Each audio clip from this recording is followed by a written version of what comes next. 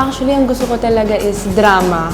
Gusto kong mag-drama talaga. Yun yung pinaka-dream ko. Tapos magkaroon ako ng isang sariling teleserye na ako talaga yung bida.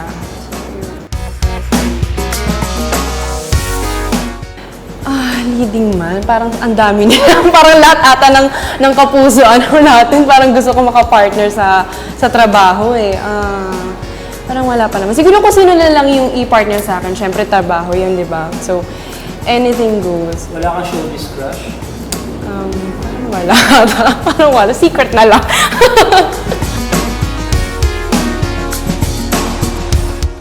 Sobrang bait. Para lang kaming naglalaro sa sa set.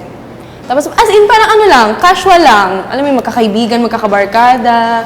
Sobrang professional. Wala akong napansin doon na parang negative na. Uy, kasi di ba bago ako, ganyan. So lahat sila talagang welcome ako ng mainit. Alam mo yun, yung pagtanggap nila sa akin as syempre nga bago ako sa Bubble Gang. So ayun. Wala okay naman. Wala special affection? Wala. Wala naman.